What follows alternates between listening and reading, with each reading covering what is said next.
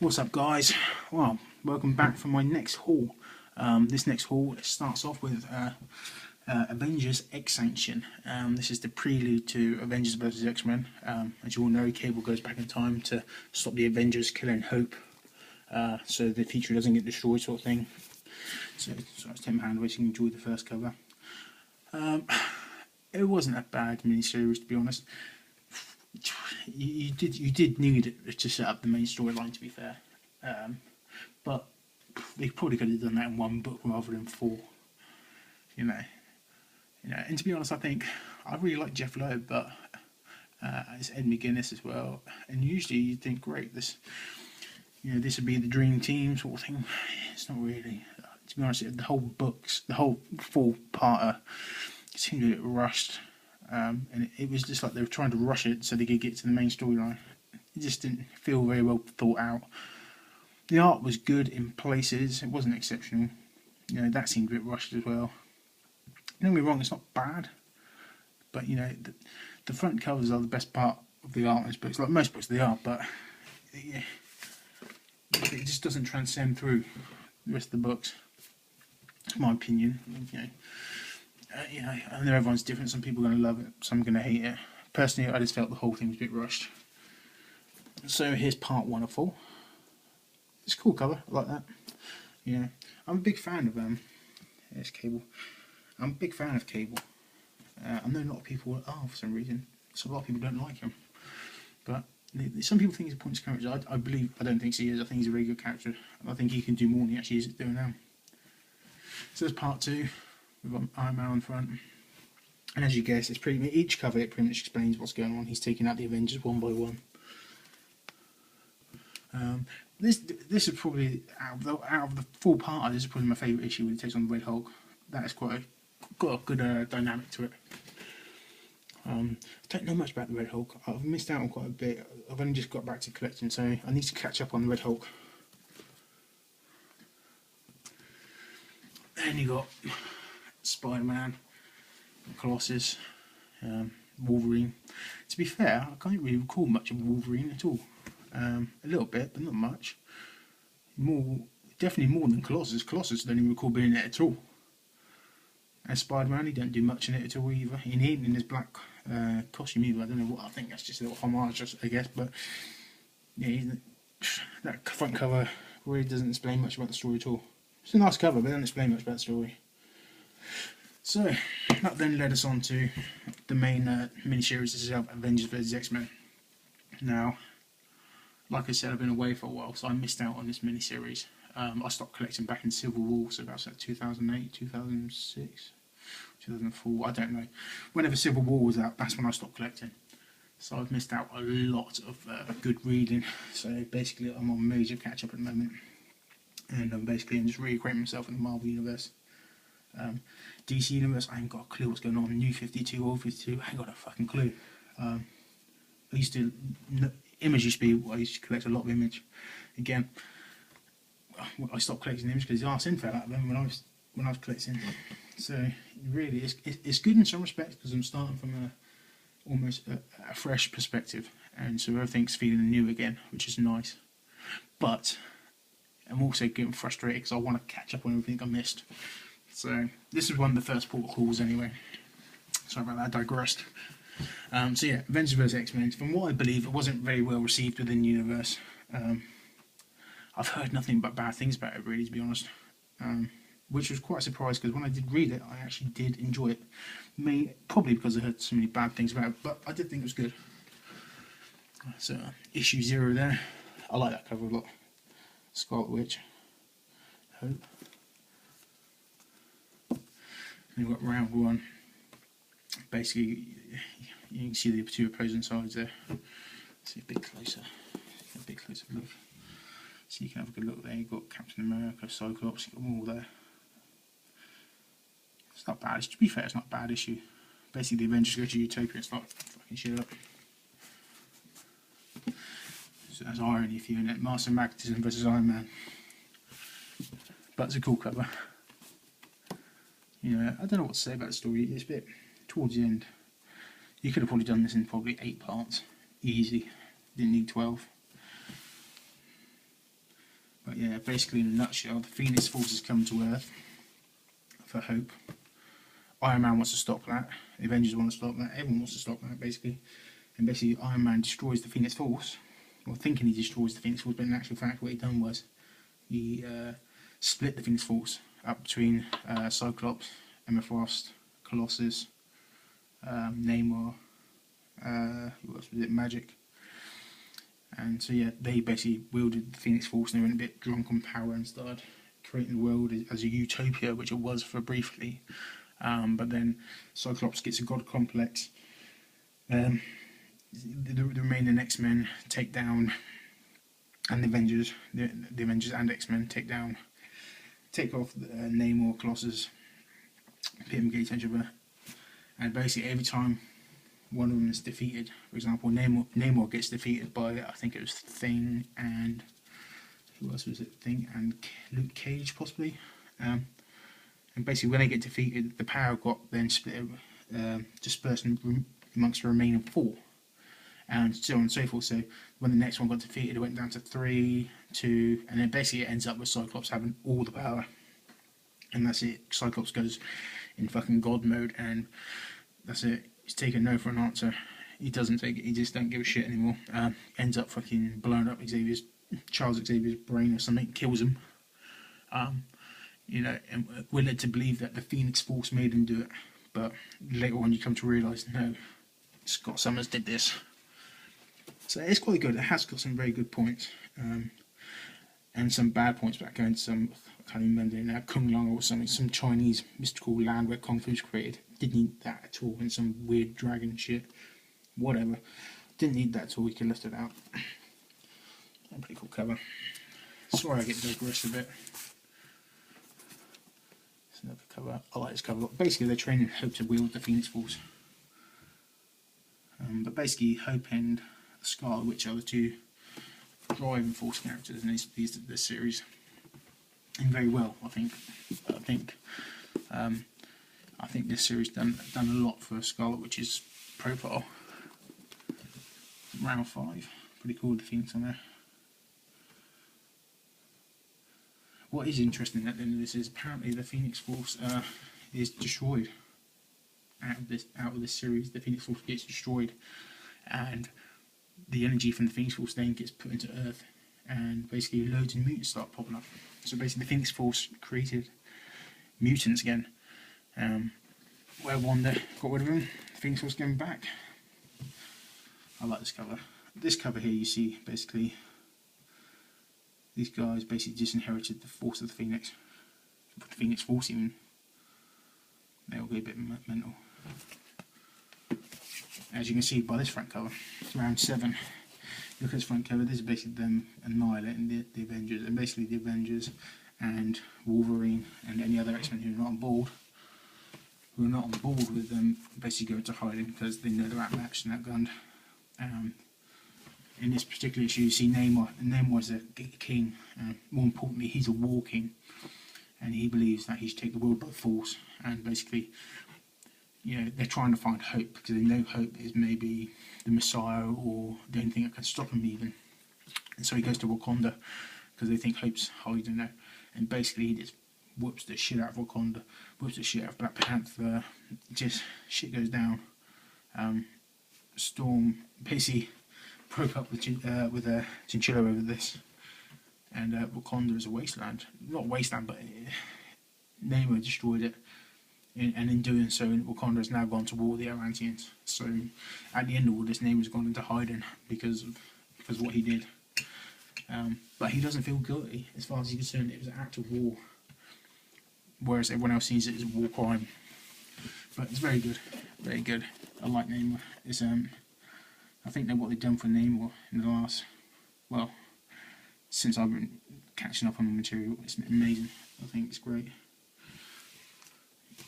It's round 9. Sorry I'm not telling you about the rounds, but you can figure it out, you can count. Round 9. This is probably my favourite part of the story.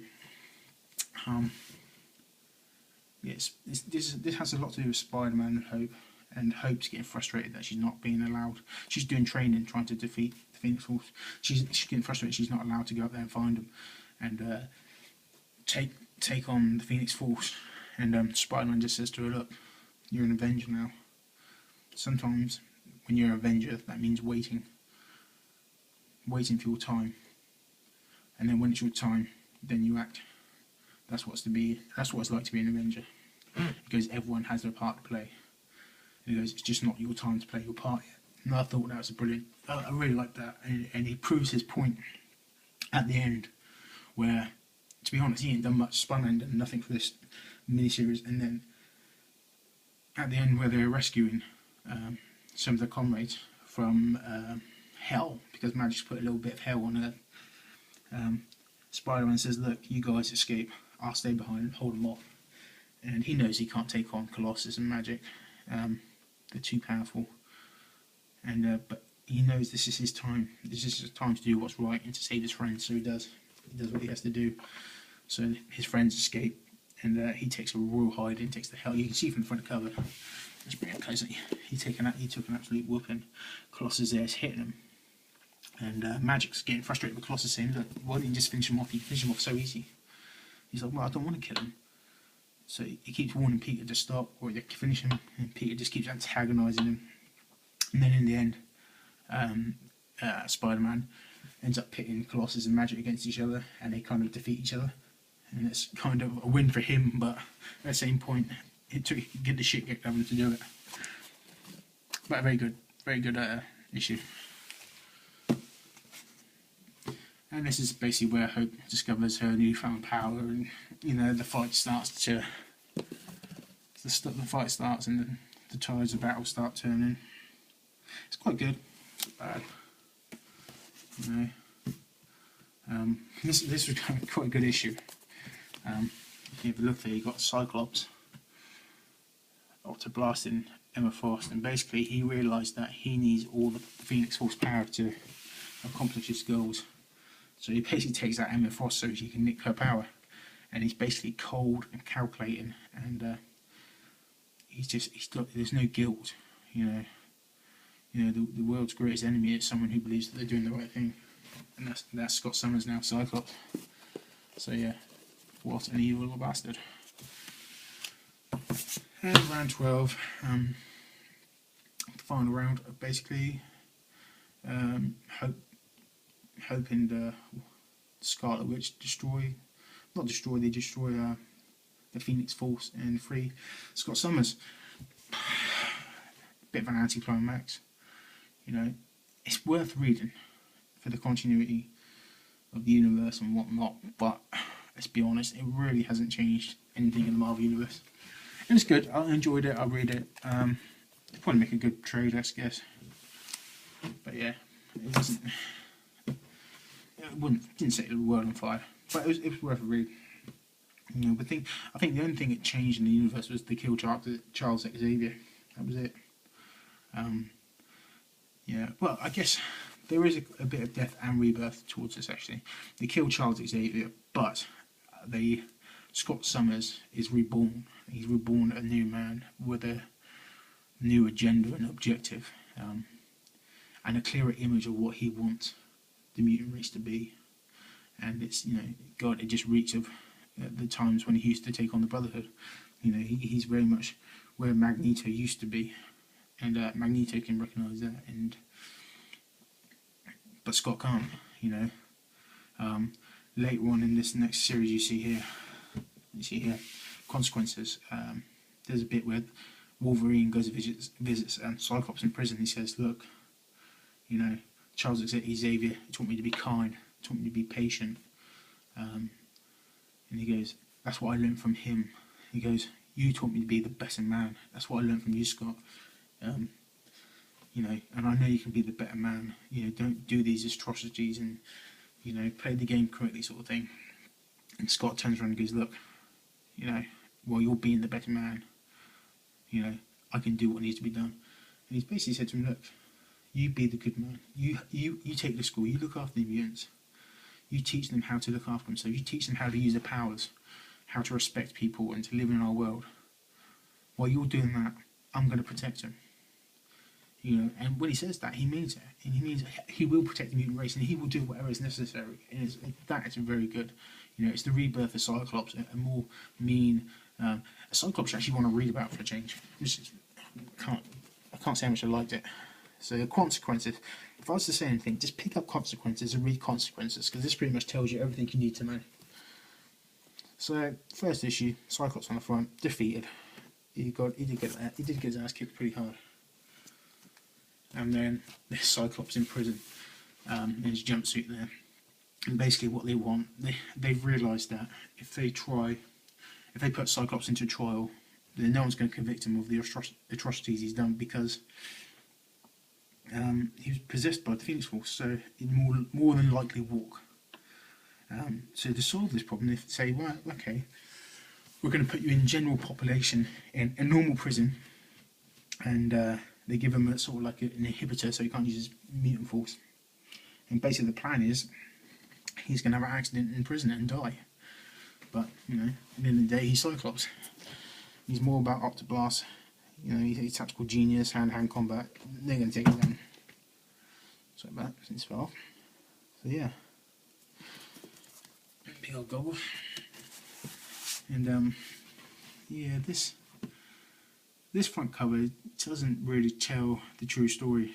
Because really, yeah, Iron Man's in it a little bit, and he's trying to come to terms with what's happened, but you know, I think, I don't know, sometimes Iron Man's a bit of a drama queen, isn't he? He tries to make everything about himself, and really it's just not. Oops. That's quite a good issue. This is basically telling you what happened to the rest of the guys. So you had Magic and Colossus, they're still on the run. And Colossus come to a realisation that his sister is a fucking nutcase. And he's basically said, kill her. Told Storm, kill her. You know, and then while he's told Storm the killer, he's actually had a sort of epiphany, and he doesn't know what he wants to be. He doesn't know whether he wants to be a quiet man, a war man, a dead man. He just doesn't know where his place in the universe is right now. Whereas Namor Namor's trying to rebuild his kingdom and his reputation, so to speak, because he realises he's done something wrong, but he doesn't really want to admit to doing anything wrong. And then we cut to Magneto, and he's basically saying, look, what do we want to be? Do we want to be freedom fighters? Or do we want to be terrorists? And it always leaves you asking the question, you know, are we freedom fighters? Are we fighting for the human race? You know, is that what we're doing here? And he doesn't know. You know, he looks to Scott for leadership now. But Scott's in prison, because he is a threat. You know, and you know what happens? You know, if Scott dies in prison, he's a martyr, which is what would be good for the mutant race. But if he goes free, then what is he? Is he a political prisoner? No one knows. So it leaves you hanging with that question: what are we? There you go. There's Magneto on the front. You got there with Danger. She's decided to be on part of the new side, the new era of X-Men, so to speak. And basically, they asked Scott the question, what do you want to be? Do you want us to break you out? And he was like, yeah. So Magneto's right. You know, we're not freedom fighters anymore. We're villains. And so Magneto's he's come to the conclusion, he knows where this is going to take everyone. He knows that while they're doing the right thing for the mutant race, it may not be doing the right thing for the human race, or the world in general. And so he agrees with it in one part, but he doesn't say it, but you kind of feel that the way they're playing his character, he sees the bigger picture, and maybe he will be the voice of reason to Cyclops, and maybe give him the leadership that Magneto wanted or needed when he was in the Brotherhood. So, in a nutshell, the issue ends with those guys, with Magneto, Danger, and Magic breaking out Cyclops from prison, and that's where we get the new X-Men divide. Sorry for waffling on a bit, and I probably didn't make much sense, but I did enjoy this series. It's alright, pick it up. I'd probably say pick it up as a trade.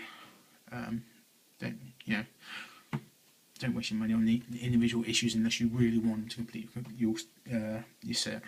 For some reason I have 2 sets of these, so I may be putting these up on eBay or I don't know, if you want to trade for a set of... I have issues round 0 to 12. If you want to do a swap or anything, let us know what you got.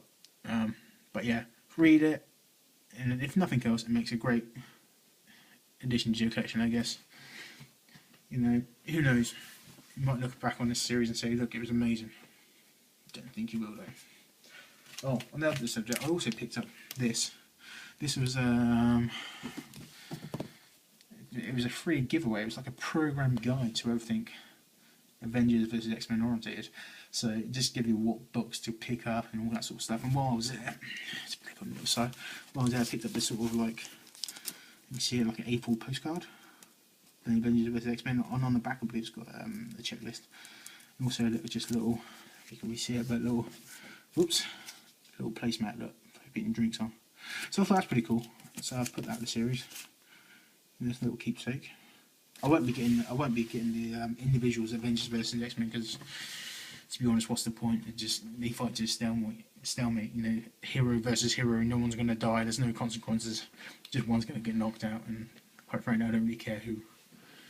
But yeah, that's my comic haul for the 20th of June 2013. I thought it was quite good. I enjoyed it, and I'm glad I read it. I probably won't read it again for a while, probably a good while, but it was okay, not too bad. Okay guys, till next time, bye.